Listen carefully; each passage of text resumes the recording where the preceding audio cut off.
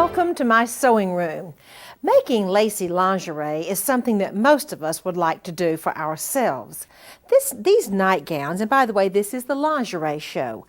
This nightgown, which is terribly, terribly easy to do and very, very pretty and practical to wear because it's comfortable, simply uses a handkerchief for the fancy front panel. Next, using this beautiful blue fabric, which is of course one of my very favorites, I have a gown with a puffing strip right across the front. Again, lift it up. You see it's just a little extra strip that comes across the gown which we have shown you in the series. Now this gown is quite beautiful. This was made by my friend Lynn Holyoke in Australia. This one is quite elaborate, but yet if you look at the style of the gown, it is still one of those really comfortable gowns to wear. It has all kinds of lace shaping and a really pretty feather stitching on it also. The robe to go along with that gown I think is very beautiful, also made in Australia. You see all of the decorative work on the front. Let me turn it around to the back. The back is just as pretty as the front with the pin tucks and the little heart and more double needle pin tucks and then some gathered lace edging. Absolutely a beautiful gown and robe for yourself, or of course for a gift if you have someone very special.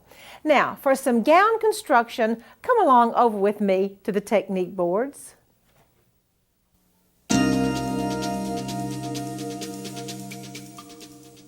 I chose the nightgown pattern for this series really for two reasons. First of all, it is very beautiful, and secondly, well, actually, I guess three reasons. First, it is very beautiful, and I like the way it looks. Secondly, it is so comfortable. And thirdly, it truly is a gift to make, so easy. The one I'm going to show you about the construction right now is the one that has the handkerchief trim that goes down on the yoke, and even this particular one covers the yoke. The little sleeve simply has lace edging that goes right around the armhole. Actually, is it sleeve? It's the armhole. Now come on down, let me show you the bottom of this gown because it really is pretty. On the side, it comes up in a little curve like that with lace attached. Isn't that a sweet little curve? Makes it awfully pretty on the legs too. And this is just lace around the bottom. Let's see how this nightgown is constructed. Cut out the front yoke and the back yoke. Cut out the armhole curves and cut out the skirts. Gather the skirt to the front yoke, gather the skirt to the back yoke, and go ahead and sew them. Now you've noticed that I left this shoulder seam unstitched on this side. If I'm going to put the handkerchief treatment in, I showed you about a minute ago, that is the reason I left that shoulder seam unstitched. Here's how you put one of those pretty handkerchiefs, just any type of handkerchief that you have that would fit. Remember, I leave this shoulder seam unstitched. I lay the handkerchief up and I dot around where the yoke is, and I dot around here across the shoulder and where the yoke is here, laying the handkerchief. And by the way, this will not be sewn down at all. That's just going to flop. Okay, now then, after I cut it out, cut the handkerchief out, it is then time to insert, and I just treat that just exactly like the second piece of fabric, just as if it's the first piece of fabric, kind of like a lining, and now it's time to sew the shoulder seams together. That cute little treatment on the skirt I showed you about is very easy to do, where it kind of curves up on the side. This treatment sews lace on a little bit differently, and this will be a technique I'm going to show you in a few minutes on the sewing machine. I call it extra strong lace attachment because a nightgown will be thrown in the washing machine and probably receive some pretty rough treatment. All right, now then, I'm going to sew the lace down, and I'm going to show you in a minute how to get off this little seam allowance for this new technique. And after I trim the seam allowance, I go back and zigzag. Now later, we're not going to sew the side seams together now, but later, after your side seams of the gown are sewn, your side is going to have that pretty little curve and will have the lace finish on it. How do you finish the necklines and the armholes? Very easy, using that same technique for lace attachment. You simply attach a little lace around the armhole, all the way around, and then around the neckline edge. I'm going to show you this cute little technique, very easy to do, around the neckline edge. And then I have just half of a nightgown over here. This is how it looks after you've attached the lace, and then the only thing I have left to do is to sew up those side seams, and your pretty gown is finished. Now, I told you about that new technique. I'm going over to the sewing machine now and share with you how to put on this super strong lace attachment.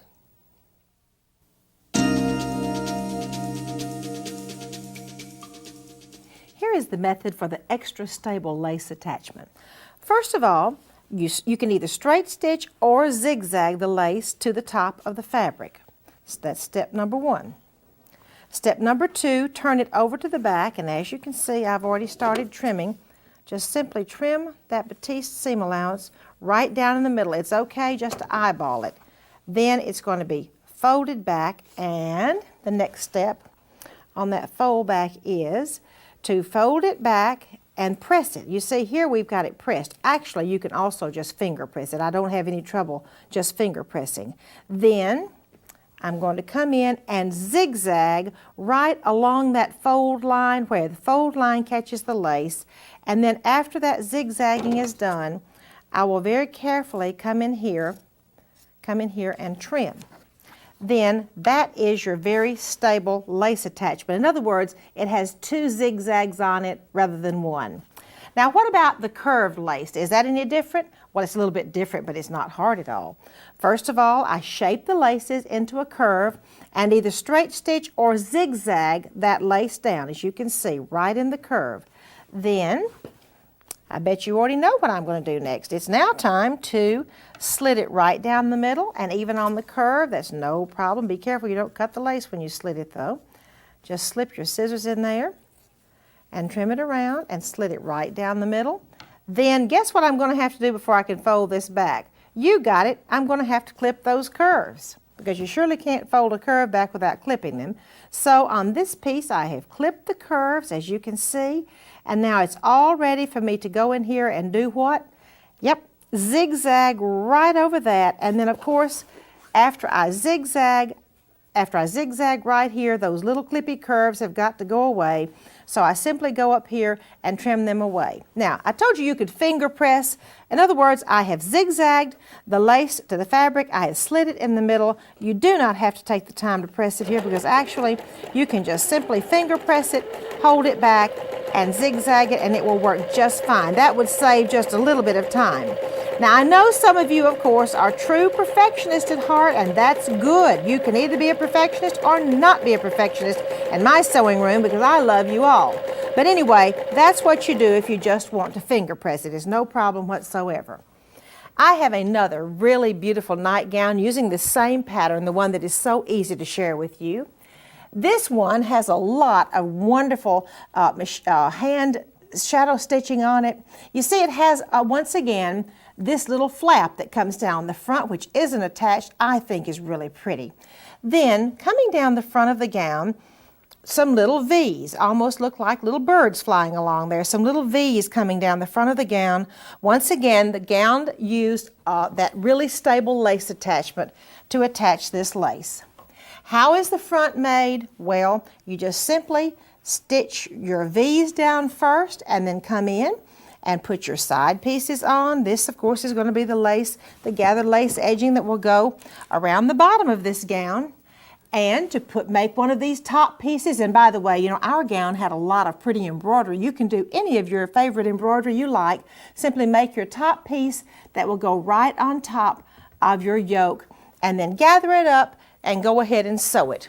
Now, that was a pretty easy technique, I think, don't you? Would you come along with me next and let me share with you a quilt square? As a matter of fact, I have invited Margaret Taylor to share this quilt square with you. So I'll just present Margaret to you now for something absolutely wonderful.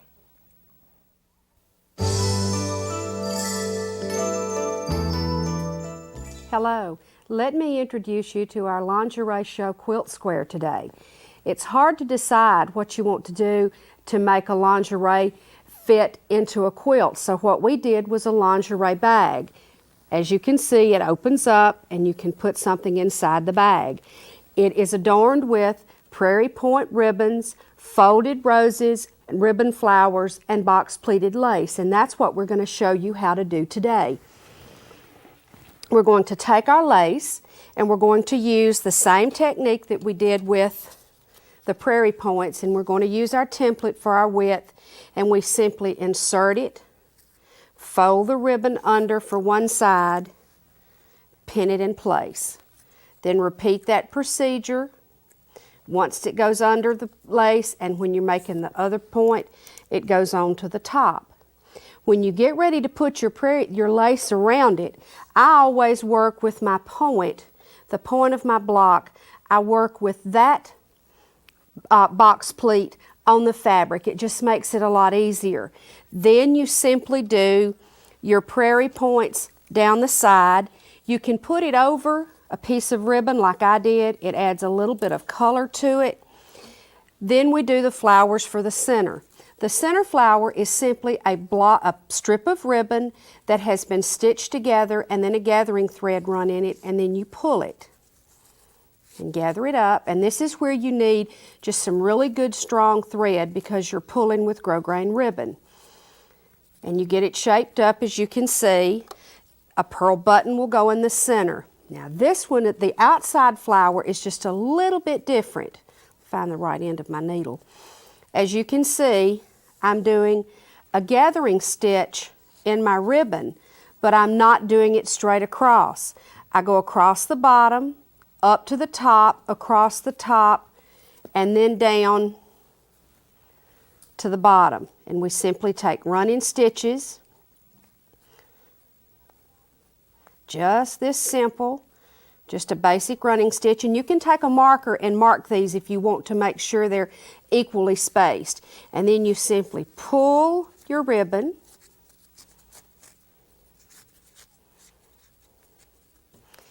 and these make your points. You'll have one point with a soft edge, the light color, and one with the dark if you're using a variegated ribbon. You shape this and then place it. You shape your flower, tack it down by hand, then place the other one in the top of it and put your pearl button on and sew your snaps on to close it. And the ones on the side are simply little folded roses made in the same manner.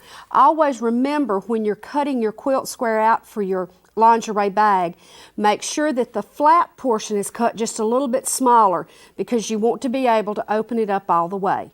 And that's how simple and easy it is to do the lingerie square. Now, Martha has a wonderful home decorating project for you.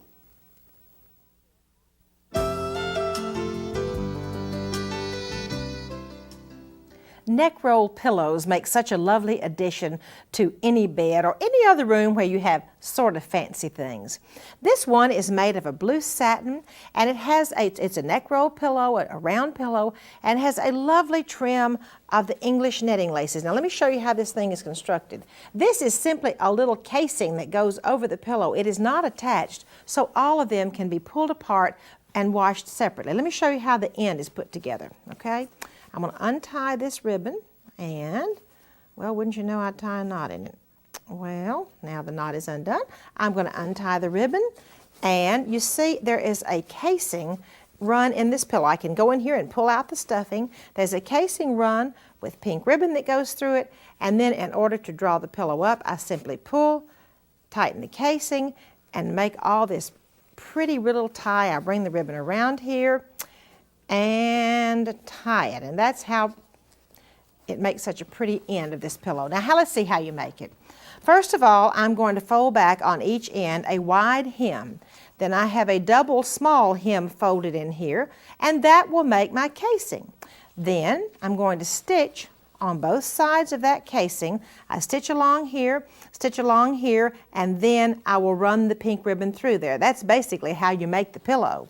Now, to make that pretty little covering that goes over the pillow, I have used 2 wide pieces of English netting. I've used a narrow piece of English insertion, 2 pieces of beading, and look here, you just simply zigzag them together and roll them together. Now, my stuffing for the pillow was batting, rolled and rolled and rolled and rolled, and then hand stitched along here. Since this is the lingerie show, my little doll has some really pretty lingerie she'd like to share with you.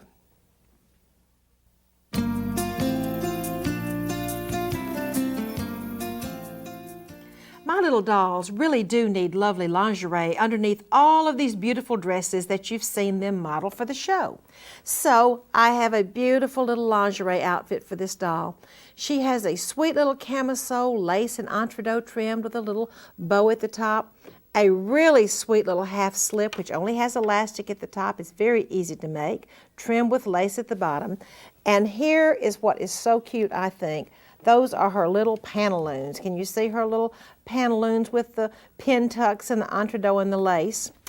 Through the magic of pre-preparation, now I would like to make all of these for you. To start out with a little camisole, cut the front and the back and sew them at the shoulder seams. Step number 1. Step number 2.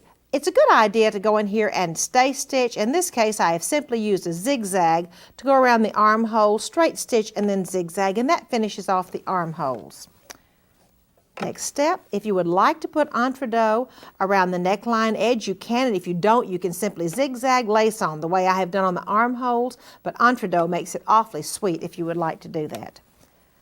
Next, you're going to sew the side seams together. And this shows the side seams stitched together and all of the goodies on the bottom. This one over here just shows the side seams together without the goodies on the bottom. Now, the finished little camisole is right here. Let me flip it over to the back. Since buttons are the traditional way of finishing off fine children's clothing, we did buttons and buttonholes on the back of this camisole. Simply fold it back twice, and there you have it. Now, the little slip is exceptionally easy to make. All I did was to make a piece that was the fullness that I wanted it, then put tucks and entredeaux and laces on the bottom, step number 1. The next step is to sew up the side seam, so I now have a circle. The next step is to put a casing in so I can put the elastic in and make this little doll dress fit my doll. I do for the pantaloons one more strip similar to what I just did for the skirt, except I make it wide enough to cut both legs of the pantaloons out of. I go ahead and create the fabric. Then I lay my pantaloon pattern on top of it. Can you see down here? That's my newly created fabric, and I cut 2.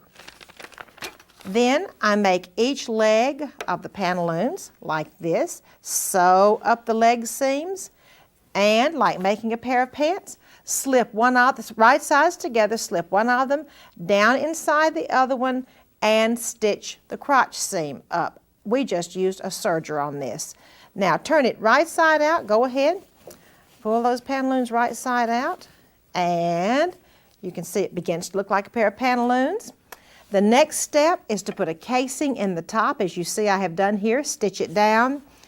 It is now stitched down and ready for some elastic to go in the pantaloons. Now, aren't those cute little pantaloons? See how easy it is to make lingerie for your doll, and please do make beautiful lingerie for your doll to wear. That is an important part of her outfit. Next, I have a very interesting craft for you.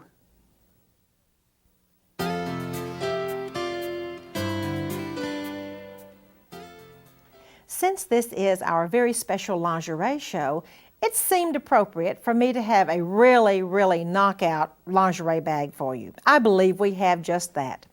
This wonderful blue bag is made out of silk dupioni, the beautiful blue silk dupioni. And what is so special about it, it has a crazy patch oval, zigzagged right on the front. And can you see those pretty little machine scallops or scallops, depending on which way you pronounce it, around there? Oh, so pretty. All the machine decorative stitches that join the different pieces of the crazy patch. This bag is so pretty on the inside, too, with its little double ribbons. I will open it for you and show you just how pretty. Let me show you a little trick in a minute. You see it has little pockets here, and this is just a little pocket here. Slip your hand in right there. You can put all your little delicate lingerie pieces in there, and there's another pocket. Now, one little trick I want to share with you about the construction of this bag. This top pocket, and you can put as many in as you want to, is simply a lined tube of fabric. See, my arm goes all the way through that. You lay it down and stitch all the way across. Now, I want to share with you exactly how you do that really pretty oval on the front done out of Crazy Patch. First of all, Crazy Patch begins and goes in a counterclockwise, well, in this case, we did a clockwise direction. One strip is put down. The next strip is put down, straight stitch, fold it out. The third strip is put down, straight stitch, fold it out. The fourth strip is put down, straight stitch, fold it out. And then you trim as you begin to get your circle going here. In this case, it's an oval, not a circle. You just trim away when you see exactly where you want your Crazy Patch to go. Then go ahead and add the rest of the Crazy Patch until you have an oval that is really bigger than an oval. You want to be sure to have excess fabric to cut away. Now, I have an easy trick to show you how to turn that oval so it will be perfect every time. Trace the oval on, put down water-soluble stabilizer on top of it, and stitch all the way around, stitching the water-soluble stabilizer to the Crazy Patch. After that, trim away around the water-soluble stabilizer as well as the excess Crazy Patch. Go ahead and trim it. And on the top side here, I have already clipped it. Clip the curves, and look here what happens. When I take the water-soluble stabilizer to the back, it acts like a little facing, and although these curves are not clipped, I'll go ahead and turn this one back too. And you can make a really pretty oval, and isn't that the easy way to make a perfect oval? Let me pull it back over here one more time, and then I simply put it on top of the bag and zigzag it down. I would like to go to my grandmother's trunk and pull out a very special piece of lingerie for you made about 100 years ago, because I really think you will like seeing this lovely nightgown.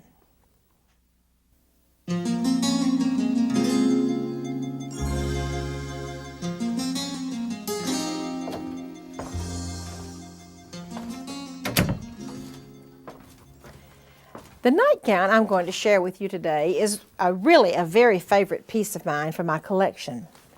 It is so simple. Let me let you look at the whole thing first. Coming from the top, going all the way down to the bottom, you can see it is perfectly plain at the bottom. All of the details are completely on the top, and that's what I'd like to show you now.